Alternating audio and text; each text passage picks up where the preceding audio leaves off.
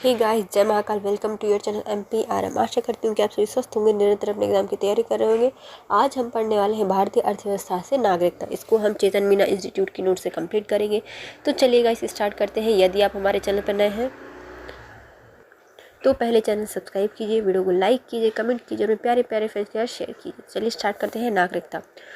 भारतीय संविधान के भाग 2 में केवल उन लोगों के बारे में कहा गया है जो संविधान लागू होने के समय भारत में 26 जनवरी 1950 में भारत के नागरिक माने गए थे। भारतीय संविधान नागरिकता संबंधी शेष बातों के लिए लागू कानून बनाने की शक्ति संसद को प्रदान करता है। तो और जो बची हुई बातें हैं उनके लिए कानून कौन बनाता है? संसद बनाती है।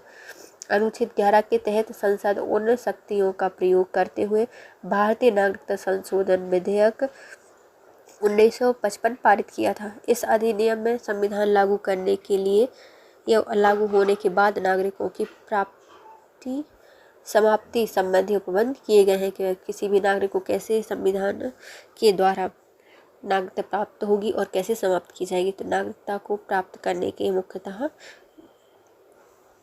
नियम देखेंगे, इसमें क्या क्या कानून है, कैसे उसको वंचित कर दिया जाएगा। तो पहले आती है नागरिकता।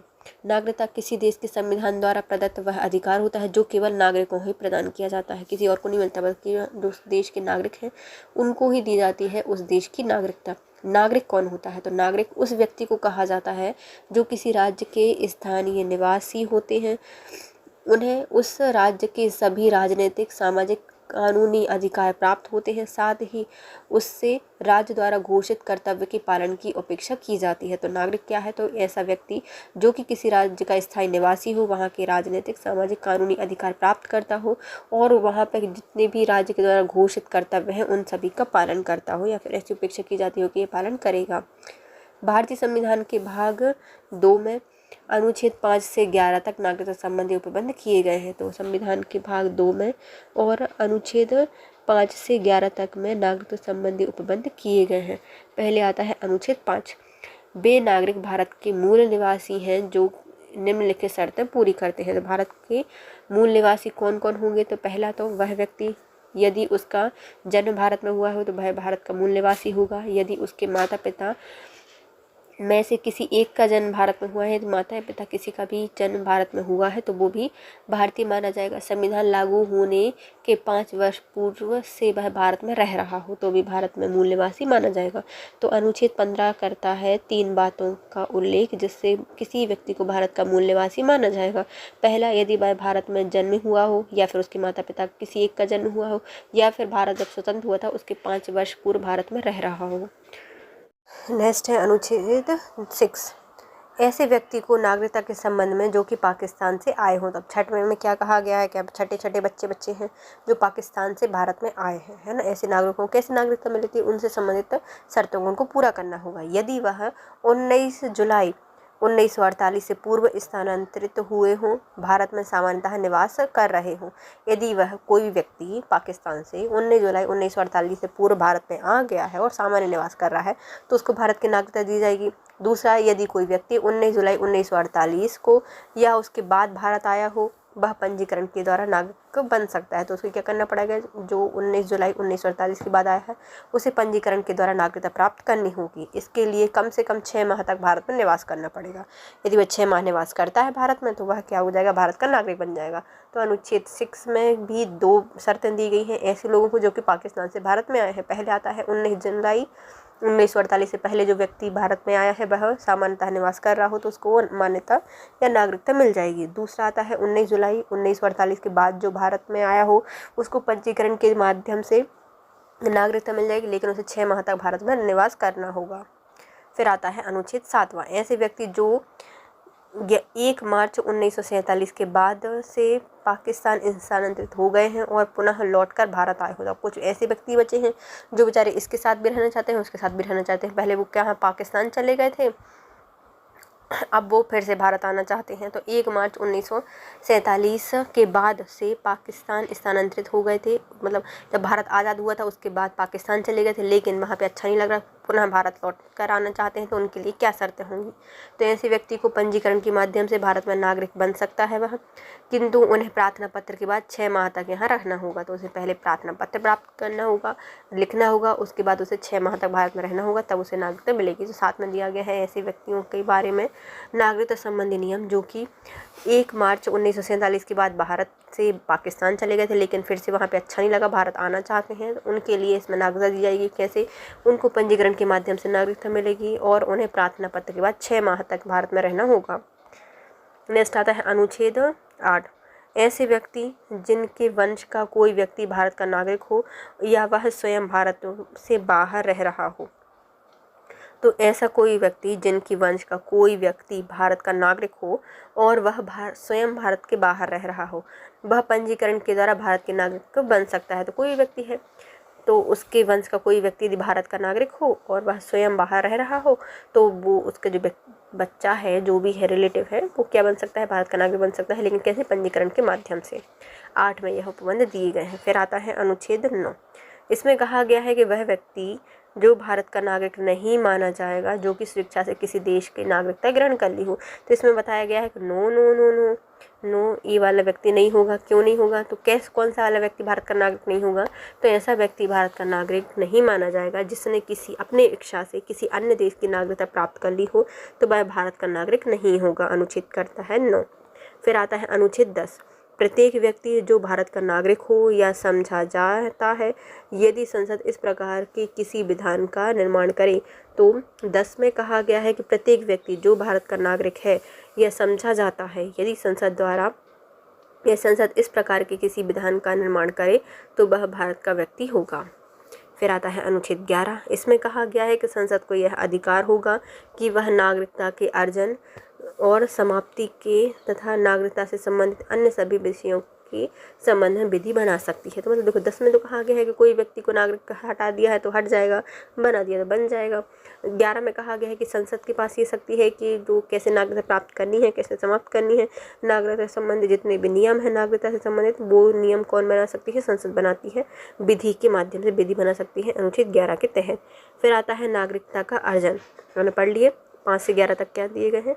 नागरिकता संबंधी नियम दिए गए हैं, शर्तें वगैरह दी गई हैं, है ना। 5 में दी गई थी कि हम भारत में नागरिक हैं, जो स्वतंत्रता से पहले वो भारत का नागरिक होगा, उसका जन्म भारत में हुआ है, उसके माता पिता का जन्म भारत में हुआ है, 5 वर्ष से भारत में निवास कर रहा है स्वतंत्रता से पूर्व, तो वह भारत का नागरिक होगा। 6 में कहा गया है कि ऐसे व्यक्ति जो पाकिस्तान से भारत में आए हैं, यदि 19 जुलाई 1946 से पहले आ गए हैं, 48 से पहले आ गए हैं और भारत में सामान्य निवास कर रहे हैं, तो वो भारत का नागरिक होगा। लेकिन 19 जुलाई 1948 के यदि कोई बाद आया है तो उसे पंजीकरण के बाद 6 महीने तक रहना होगा भारत में और उसको नागरिकता मिल जाएगी।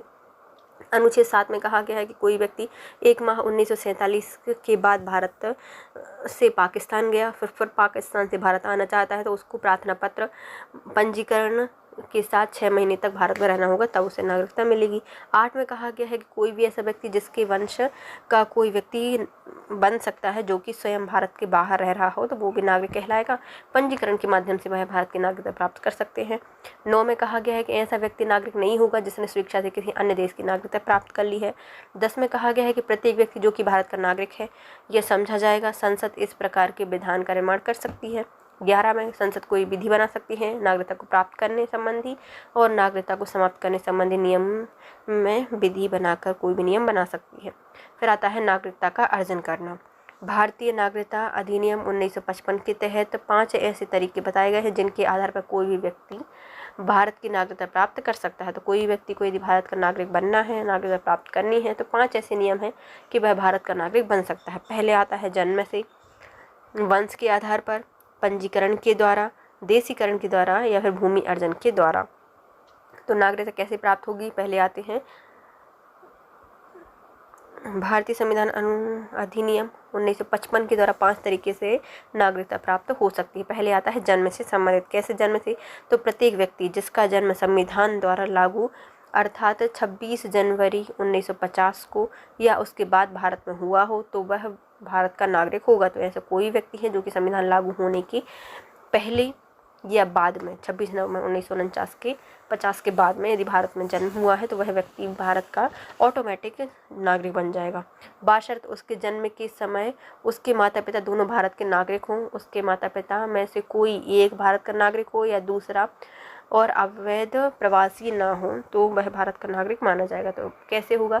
यदि उसके दोनों माता पिता भारत में निवास करते हों, भारत के निवासी हों तो उससे मिल जाएगी। यदि उनमें से कोई एक व्यक्ति भारत का निवासी हो तो भी इन बच्चों को नागरिकता मिल जाएगी, लेकिन वह कोई भी अवैध प्रवासी नहीं होना चाहिए। अपवाद कौन कौन से आते हैं? इसमें विदेश राजनयिक के बच्चे आते हैं, शत्रुओं के अधीन भारत के लिए किसी भाग में होने वाले बच्चे इस आधार पर नागरिकता प्राप्त नहीं कर सकते। कोई भी शत्रु है, शत्रुओं के अधीन कोई भारत के किसी भाग में होने वाले जो बच्चे हैं उनके इस प्रकार से उनको नागरिकता नहीं दी जाएगी, है ना। तो जन्म के आधार पर हो गए कौन कौन से हैं? तो शत्रुओं के बच्चे और दूसरे राजनयिकों के बच्चे या अपवाद हैं, और अवैध प्रवासी नहीं ले सकते भारत की नागरिकता जन्म के आधार पर। नेक्स्ट आते हैं वंश के आधार पर। भारत के राज्य क्षेत्र से बाहर 26 जनवरी 1950 के बाद जन्म लेने वाले भारत का नागरिक माना जाएगा यदि उसके जन्म के समय माता पिता में से कोई भी एक भारत का नागरिक हो। तो वंश के आधार मतलब उनके वंश का कोई भी दादा दादी माता पिता यदि कोई भी भारत के नागरिक हैं तो बच्चे को क्या मिल जाएगी? भारत की नागरिकता मिल जाएगी। 26 जनवरी 1950 के बाद जन्म लेने वाले भारत में जितने बच्चे हैं यदि उनके माता पिता में से कोई एक या फिर दोनों ही भारत के नागरिक हैं तो बच्चे को नागरिकता मिल जाएगी। नेक्स्ट आता है पंजीकरण के द्वारा। भारतीय मूल का व्यक्ति जो कि नागरिकता प्राप्ति के आवेदन देने से पूर्व 7 वर्ष भारत में रह चुका हो। तो कोई व्यक्ति जो कि नागरिकता प्राप्त करना चाहता है तो आवेदन देने से पूर्व उसे कितने 7 वर्षों तक भारत में रह चुका हो उसे नागरिकता मिल जाएगी। वह व्यक्ति जिसका विवाह भारतीय नागरिक से हुआ हो और पंजीकरण हेतु आवेदन से पूर्व वह 7 वर्षों से भारत में रह रहा हो। तो कोई भी ऐसा व्यक्ति जिसके कोई भी एक पार्टनर है ना से शादी हुई हो और वो भारत का नागरिक हो और पंजीकरण से पूर्व 6 वर्ष तक भारत में रह रहा हो। भारतीय नागरिकों के आवश्यक बच्चे थे। तो कोई भारतीय नागरिक है वह विदेश में है, उसका बच्चा वहाँ पे जन्म हुआ है, उसका भी पंजीकरण करवा के भारत की नागरिकता प्राप्त कर सकता है। राष्ट्रमंडल देशों के नागरिक जो कि भारत में रहते हों और भारत सरकार की नौकरी करते हों उनको भी पंजीकरण मिल जाएगा। तो राष्ट्रमंडल देश हैं उनके नागरिक जो कि भारत में रहते हों या भारत सरकार की नौकरी करते हों उन्हें भी पंजीकरण के द्वारा मान्यता मिल जाएगी। तो कौन कौन से आते हैं? देखो, भारतीय मूल का वह व्यक्ति जो कि नागरिकता प्राप्त करने के लिए आवेदन देने से पूर्व 7 वर्ष तक भारत रह चुका हो। दूसरा, वह व्यक्ति जिसका विवाह भारतीय नागरिक से हुआ हो और पंजीकरण हेतु आवेदन से पूर्व 7 वर्ष तक भारत में रह चुका हो। भारतीय नागरिक के आवश्यक बच्चे राष्ट्रमंडल देशों के नागरिक जो कि भारत में रहते हों या फिर भारत सरकार के यहाँ नौकरी करते हों उनको सब पंजीकरण के द्वारा नागरिकता प्राप्त हो जाएगी। देशीकरण के द्वारा पूर्ण उम्र या क्षमता का कोई भी व्यक्ति जो कि राष्ट्रमंडल देशों का निवासी ना हो, भारतीय मूल का ना हो, तो वह भारत सरकार से देशीकरण का प्रमाण प्राप्त कर भारतीय नागरिकता प्राप्त कर सकता है। इसके लिए उसके कुछ शर्तें पूरी करनी होती है, जैसे कि भारतीय संविधान के 8वीं अनुसूची से निर्दिष्ट भाषाओं में से किसी एक का ज्ञान होना चाहिए। तो देशीकरण के द्वारा भी किसी नागरिक को भारत की नागरिकता मिल सकती है, लेकिन क्या शर्तें हैं? पहला, तो वह व्यक्ति राष्ट्रमंडल देशों का निवासी नहीं होना चाहिए। दूसरा, भारतीय मूल का न हो और वह व्यक्ति सरकार से देशीकरण का प्रमाण पत्र प्राप्त करके देशीकरण के आधार पर भी मान्यता प्राप्त या नागरिकता प्राप्त कर सकता है। लेकिन उसको जो 8वीं अनुसूची है उसकी जितनी भी भाषा है उसमें से किसी एक का अच्छे से ज्ञान होना चाहिए तो उसको नागरिकता प्राप्त हो जाएगी। नेक्स्ट आता है भूभाग के अर्जन के द्वारा। तो भूमि अर्जन के द्वारा यदि भारत किसी विदेशी क्षेत्र को अपने भूभाग में सम्मिलित करता है तो उस क्षेत्र में निवासी को स्वतः ही भारतीय नागरिकता प्राप्त हो जाएगी। तो कोई व्यक्ति जो कि ऐसी भूमि पर रहता है जिसको भारत ने अधिग्रहण कर लिया है, अपने भूभाग में मिला लिया है, तो उस निवासी को, उस क्षेत्र के जितने भी निवासी हैं उनको भारत की नागरिकता आराम से प्राप्त हो जाएगी। ये थी 5 प्रकार से नागरिकता प्राप्त करने के नियम या फिर प्रकार। नागरिकता का स्वरूप क्या होगा? यद्यपि भारतीय संविधान संघीय है और इसमें दोहरी राज्य पद्धति केंद्र राज्य को अपनाया गया है, लेकिन इसमें केवल एकल नागरिकता की व्यवस्था की गई है। अन्य संघीय राज्य जैसे कि अमेरिका स्विट्जरलैंड में दोहरी नागरिकता की व्यवस्था को अपनाया गया है। तो भारत की नागरिकता का स्वरूप कैसा है? तो एकल नागरिकता है। भले हमारा भारत क्या है, राज्यों का एक संघ है, संघीय व्यवस्था है, लेकिन हमारे यहाँ पे मतलब दोहरी राज्य पद्धति चलती है। भारत केंद्र और राज्य चलता है, लेकिन हमने नागरिकता को कैसे अपनाया है? एकल तरीके से अपनाया है। जो अन्य संघीय राज्य हैं जैसे कि अमेरिका, स्विट्जरलैंड वगैरह, वहाँ पे दोहरी नागरिकता का प्रावधान किया गया है। दोहरी नागरिकता व्यवस्था भेदभाव की समस्या पैदा कर सकती है। यह भेदभाव मताधिकार, सार्वजनिक पदों पर नियुक्ति और व्यवसाय आदि को लेकर हो सकता है। तो हमने दोहरी नागरिकता को क्यों नहीं अपनाया? तो पहला रीजन था इससे भेदभाव की समस्या पैदा होगी। और भेदभाव कैसे हो सकता है? मताधिकार पर, सार्वजनिक पदों पर, नियुक्ति के आधार पर और व्यवसाय के आधार पर, क्षेत्र के आधार पर भेदभाव हो सकता है। ये था नागरिकता का स्वरूप। नागरिकता संशोधन विधेयक 2019। नागरिकता संशोधन विधेयक 2019 को नागरिकता अधिनियम 1955 में संशोधन करने के लिए लाया गया है। तो क्यों लाया गया है हमारा नागरिकता संशोधन अधिनियम 2019? तो इसको लाया गया है नागरिकता अधिनियम 1955 में संशोधन करने के लिए। नागरिकता अधिनियम 1955 नागरिकता प्राप्त करने के लिए विभिन्न आधार प्रदान करता है, जैसे कि जन्म, वंशानुगत, पंजीकरण, देशीकरण और क्षेत्र के आधार पर। तो जो नागरिकता अधिनियम 1955 है, ये क्या करता है? तो नागरिकता प्राप्त करने के लिए विभिन्न प्रकार के आधार प्रदान करता है, जैसे जन्म के आधार पर, वंशानुगत आधार पर, पंजीकरण के आधार पर, देशीकरण के आधार पर और क्षेत्र के आधार पर नागरिकता प्राप्त करने के लिए आधार प्रदान करता है। इसके अलावा यह भारत के विदेशी नागरिक जो कि OCI overseas citizen of India card धारकों के पंजीकरण और उसके अधिकारों को नियंत्रित करता है। तो जो हमारा नागरिकता संशोधन अधिनियम है, ये क्या करता है? जो भारत में विदेशी नागरिक हैं, overseas citizen of India, OCI card धारक हैं, उनके पंजीकरण और अधिकार क्या हैं, उनको भी नियंत्रित करता है। OCI भारत यात्रा के लिए पंजीकृत प्रणाली को बहुउद्देशीय आजीवन वीज़ा जैसे कुछ लाभ प्रदान करता है। हालांकि अवैध प्रवासी के लिए भारतीय नागरिकता प्राप्त करना प्रतिबंधित है। तो OCI कार्ड धारक यात्रा के साथ क्या होता है? यात्री के साथ तो यह भारत में यात्रा करने के लिए पंजीकृत प्रणाली को बहुउद्देशीय आजीवन बीमा जैसे कुछ लाभ प्रदान किए जाते हैं, लेकिन जो अवैध प्रवासी होते हैं उनके लिए भारतीय नागरिकता प्राप्त करना प्रतिबंधित किया गया है। अवैध प्रवासियों से तात्पर्य एक ऐसे विदेशी व्यक्ति से होता है जो कि वैध यात्रा दस्तावेजों जैसे कि वीज़ा, पासपोर्ट के बिना भारत में प्रवेश करता है या फिर वैध दस्तावेज के साथ भारत में प्रवेश करता है, लेकिन अनुमत समय अवधि समाप्ति के बाद भी देश में रुका रहता है। तो आप देखो, हमने अवैध प्रवासी नाम सुना है, तो ये होते कौन है? तो ये ऐसे व्यक्ति होते हैं जो कि वैध यात्रा दस्तावेज जैसे कि वीज़ा, पासपोर्ट के बिना भारत में प्रवेश किया हो। जिनके पास वैध वीज़ा, पासपोर्ट वगैरह नहीं होता, वो भारत में घुस आए हो, कहीं ना कहीं से तारवार कूद कांद के आ गए हों, तो उनके लिए अवैध प्रवासी माना जाएगा। या फिर ऐसे व्यक्ति जो कि वैध दस्तावेज के साथ तो भारत आते हैं, लेकिन भारत उनको इतना अच्छा लगता है कि कहीं जाते ही नहीं, काशी वासी में रहते हैं और भारत में ही रुक जाते हैं, उन्हें अवैध प्रवासी कहा जाता है। अवैध प्रवासी पर भारत में मुकदमा चलाया जा सकता है और इन्हें निर्वासित या फिर कैद किया जा सकता है। जो अवैध प्रवासी होते हैं तो उन पर भारत सरकार चाहे तो कोई भी मुकदमा चला सकती है या फिर उन्हें निर्वासित कर सकती है, अपने उन्हीं के देश भेज सकती है या फिर कैद करके बंद कर सकती है। सितंबर 2015 और जुलाई 2016 में सरकार ने अवैध प्रवासियों के कुछ समूहों को कैद और निर्वासित करने हेतु छूट दी है।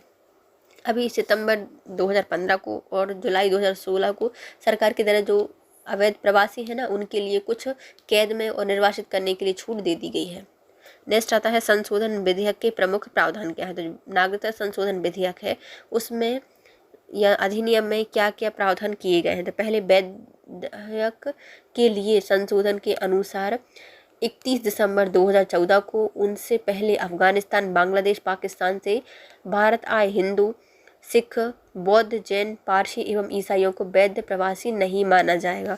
तो जो संशोधन अधिनियम है, इसके प्रमुख प्रावधान में सबसे पहला आता है कि विधेयक में किए गए जो संशोधन है उनके अनुसार 31 दिसंबर 2014 को या उससे पहले अफगानिस्तान, बांग्लादेश, पाकिस्तान से आए हुए हिंदू, सिख, बौद्ध, जैन, पारसी या ईसाइयों को अवैध प्रवासी नहीं माना जाएगा यदि वह 11 या 31 दिसंबर 2014 के पहले भारत में आ गए हैं तो उन्हें क्या माना जाएगा, वैध माना जाएगा, है ना, अवैध प्रवासी नहीं माना जाएगा। इन प्रवासियों को उपरोक्त लाभ प्रदान करने के लिए केंद्र सरकार को विदेशी अधिनियम 1946 और पासपोर्ट भारत में प्रवेश अधिनियम 1920 में छूट प्रदान करनी होगी। तो अब इनको हमने अवैध प्रवासी घोषित तो नहीं किया हिंदू, सिख, बौद्ध, जैन, पारसियों के लिए, ईसाइयों के लिए, लेकिन हमें इसमें क्या करना पड़ेगा, तो सरकार को 2 अधिनियम हैं जिनमें संशोधन करने पड़ेंगे। पहला आता है केंद्र सरकार को विदेशी अधिनियम 1946 में और पासपोर्ट अधिनियम 1920 में इसमें छूट प्रदान करनी होगी। 1946 और 1920 के अधिनियम केंद्र सरकार को भारत में विदेशों के प्रवेश, निकास एवं निवास को नियंत्रित करने की शक्ति प्रदान करता है। जो 1946 का अधिनियम है विदेशी अधिनियम 1946 और 1920 का अधिनियम है जिसे पासपोर्ट अधिनियम 1920 कहा जाता है, इसके अनुसार केंद्र सरकार को जो भारत में विदेशी हैं उनके प्रवेश, निकास एवं निवास को नियंत्रित करने की शक्ति प्रदान करता है। तो वो निवास कर सकते हैं भारत में, प्रवेश कर सकते हैं, निवास भी कर सकते हैं, इन सबकी शक्तियों को प्रदान करता है। नेक्स्ट आता है संशोधित अधिनियमों की व्यवहारिकता क्या है। तो पहले अवैध प्रवासियों के लिए नागरिकता का यह प्रावधान संविधान की 6ठी अनुसूची में शामिल असम, मेघालय, त्रिपुरा, मिजोरम के आदिवासी क्षेत्र में लागू नहीं होगी। तो जो ये संशोधन किया गया है 2019 में, यह संशोधन जो 6वीं अनुसूची है उसमें जो सम्मिलित क्षेत्र हैं जैसे असम, मेघालय, मिजोरम और त्रिपुरा के आदिवासियों पर लागू नहीं होगी। इन आदिवासी क्षेत्रों में करवी, ओंगलो जो कि असम, गारो हिल्स मेघालय, चकमा जिला मिजोरम, त्रिपुरा आदिवासी क्षेत्र शामिल होंगे। तो इसमें भी कुछ क्षेत्र हैं आदिवासियों के जहाँ पे शामिल किया जाएगा, जैसे करवी आलोंग जो कि असम में है, गारो हिल्स मेघालय, चकमा जिला मिजोरम और त्रिपुरा आदिवासी क्षेत्र इसमें शामिल किए जाएंगे। इसके अलावा यह बंगाल ईस्टर्न फ्रंटियर रेगुलेशन 1873 के तहत इनर लाइन में आने वाले क्षेत्रों पर लागू नहीं होगा। तो इसके अलावा जो बंगाल ईस्टर्न फ्रंटियर रेगुलेशन 1873 है उसके तहत जो इनर लाइन है उससे आने वाले लोगों पर ये लागू नहीं होगा। इन क्षेत्रों में इनर लाइन परमिट के माध्यम से भारतीयों की यात्रा को विनियमित किया जाएगा। तो इसमें जो भारतीय यात्रा करते हैं तो उनके लिए भी इनर लाइन परमिट के माध्यम से ही उनको यात्रा करने के लिए विनिमय किया जाएगा। वर्तमान में यह परमिट प्रणाली अरुणाचल प्रदेश, मिजोरम, नागालैंड में लागू होती है। मणिपुर को राजपत्र अधिसूचना के माध्यम से इनर लाइन परमिट शासन के तहत लाया जाता है और इसी दिन संसद में यह बिल पारित किया जाता है। तो जो वर्तमान में जो परमिट चल रहे हैं ना, इनर लाइन परमिट, इसके माध्यम से अरुणाचल प्रदेश, मिजोरम, नागालैंड में प्रवेश मिलता है, विनिमय कर सकते हैं। लेकिन मणिपुर को राजपत्र अधिसूचना के माध्यम से शासन के तहत लगाया जा सकता है और उसी दिन संसद में यह बिल पारित किया गया था। 1985 के असम समझौते का उल्लंघन करना, इसमें कहा गया था कि 25 मार्च 1971 के बाद बांग्लादेश से आए अवैध प्रवासियों को धर्म की परवाह किए बिना देश में से बाहर निकाल दिया जाएगा। तो उत्तर पूर्व के मुद्दे में सबसे पहला मुद्दा आता है कि जो 1985 है इसमें असम समझौते का उल्लंघन करना माना जाता है, जिसमें कहा गया था कि 25 मार्च 1971 के बाद बांग्लादेश से आए जो अवैध प्रवासी हैं उनको धर्म की परवाह किए बिना देश से बाहर निकाल दिया जाएगा। नेक्स्ट आता है आलोचकों का यह तर्क है कि नागरिकता संशोधन अधिनियम के आने से भारतीय राष्ट्रीय नागरिक रजिस्ट्रेशन का प्रभाव खत्म हो गया है। तो जो कुछ आलोचक हैं वो क्या कहते हैं कि जो नागरिकता संशोधन अधिनियम आया है उससे हमारा जो राष्ट्रीय नागरिक रजिस्टर NRC है, नेशनल रजिस्टर ऑफ सिटीजन है, उसका प्रभाव खत्म हो गया है। असम में अनुमानित 20 मिलियन अवैध बांग्लादेशी प्रवासी और उनके कारण राज्य के संशोधन और अर्थव्यवस्था पर बहुत अधिक दबाव बढ़ने के अलावा राज्य की जनसांख्यिकी में भी भारी बदलाव आ गया है। तो अब क्या है, असम में जो अनुमानित 20 मिलियन अवैध बांग्लादेशी प्रवासी हैं जो कि यहाँ पर आके रहने लगे हैं, इससे क्या हो गया, संशोधन और जो अर्थव्यवस्था है उस पर भार बढ़ गया है यहाँ का और अवैध प्रकार से जनसांख्यिकी में यहाँ पर बढ़ावा मिला है। आलोचकों का तर्क है कि यह संशोधन के अनुच्छेद 14 का उल्लंघन है जो कि नागरिक और विदेशी दोनों को समानता और गारंटी की अधिकार देता है। क्योंकि धर्मनिरपेक्षता का सिद्धांत संविधान की प्रस्तावना में निहित है। भारत में कई अन्य शरणार्थी हैं जिनमें श्रीलंका, तमिल, म्यांमार से आए हुए हिंदू रोहिंग्या शामिल हैं, लेकिन उन्हें अधिनियम के तहत शामिल नहीं किया गया है। देखो, तो हमने अपना पहला अधिनियम पढ़ा था कि कहाँ कहाँ से आने वाले लोगों को इसमें दिया गया था। देखो, पहले आता है अफगानिस्तान, बांग्लादेश और पाकिस्तान, है ना। इन देशों से कोई भी हिंदू, सिख, बौद्ध, जैन और पारसी, ईसाई भारत में आते हैं तो हम उनको नागरिक मान लेंगे। लेकिन इसमें कुछ मुद्दे भी हैं इससे संबंधित। तो क्या क्या मुद्दे हैं? पहला आता है 1985 में जो असम के साथ समझौता हुआ था उसका उल्लंघन मानता है, क्योंकि 25 मार्च 1971 के बाद आए बांग्लादेश से अवैध प्रवासियों को धर्म की परवाह किए बिना देश से बाहर निकाल दिया जाएगा। आलोचकों का तर्क है कि नागरिकता संशोधन अधिनियम के आने से राष्ट्रीय नागरिक रजिस्टर का प्रभाव भी खत्म हो जाएगा। असम में अनुमानित जो 20 मिलियन अवैध बांग्लादेशी प्रवासी हैं और उनके कारण भारत के संसाधन एवं अर्थव्यवस्था पर बुरा यह दबाव पड़ रहा है। इस पर मतलब बहुत ज़्यादा दबाव पड़ रहा है और राज्य की जनसांख्यिकी में भी बहुत बदलाव आया है। आलोचकों का तर्क है कि यह संविधान के अनुच्छेद 14 का उल्लंघन है, जो कि नागरिक एवं विदेशी दोनों को समानता और अधिकार की गारंटी देता है, क्योंकि धर्म निरपेक्षता का सिद्धांत संविधान की प्रस्तावना में ही निहित है। भारत में कई अन्य शरणार्थी हैं जिसमें श्रीलंका, तमिल, म्यांमार से आए हिंदू रोहिंग्या शामिल हैं, लेकिन उन्हें अधिनियम के तहत शामिल नहीं किया गया है। नेक्स्ट आता है नागरिकता की समाप्ति, स्वैच्छिक त्याग। तो नागरिकता की त्याग कैसे हो सकता है? या फिर कोई व्यक्ति स्वयं ही स्वेच्छा से त्याग दे, दूसरा समाप्ति कर दे, या वंचित किया जाना। 3 इसके पॉइंट होंगे। तो पहला आता है स्वैच्छिक त्याग। तो कोई भी भारतीय नागरिक जो कि पूर्ण आयु या क्षमता का हो वह अपनी नागरिकता के त्याग की घोषणा कर सकता है। तो कोई व्यक्ति अपनी आयु को, क्षमता को पूर्ण कर चुका है तो वह चाहे तो अपनी इच्छा से स्वयं अपनी नागरिकता को त्याग कर सकता है। दूसरा आता है समाप्ति। यदि कोई भी भारत का नागरिक स्वेच्छा से किसी अन्य देश की नागरिकता को स्वीकार करता है तो उसकी भारतीय नागरिकता स्वतः ही समाप्त हो जाती है।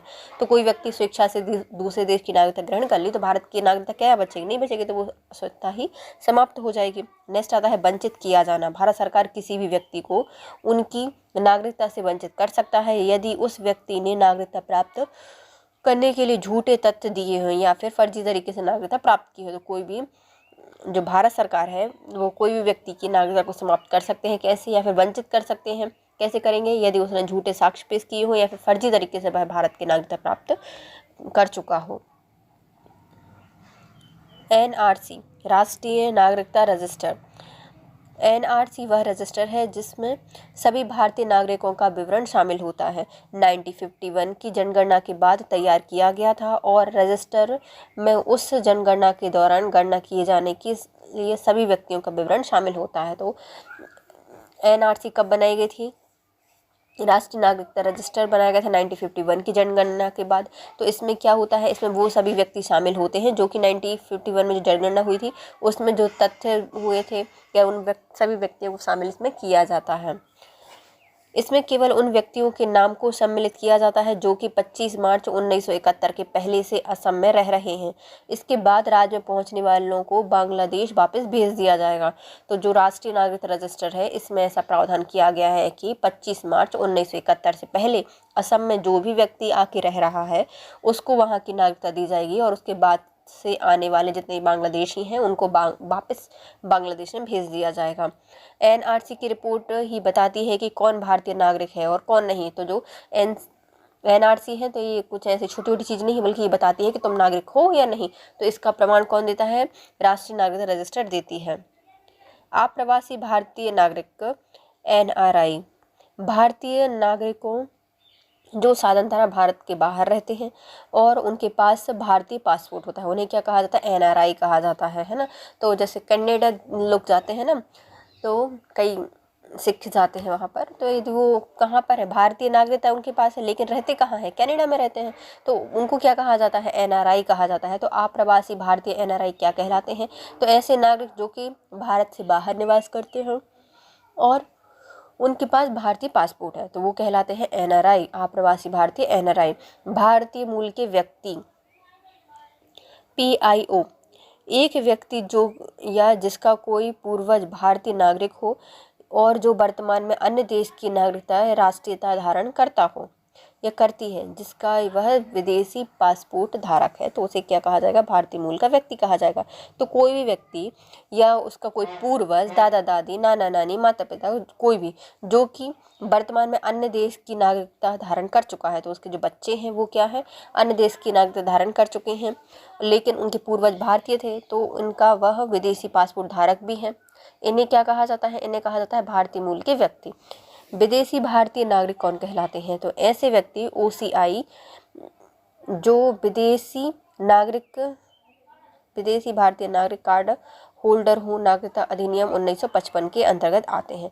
तो विदेशी भारतीय नागरिक कौन कहलाते हैं? तो ऐसे व्यक्ति जिन्होंने विदेशी भारतीय नागरिकता कार्ड होल्डर हो, जो नागरिकता अधिनियम 1955 के तहत उनको इसके अंतर्गत रखा जाता है। इसके साथ वीडियो होता है complete guys. If you like my video please share, subscribe and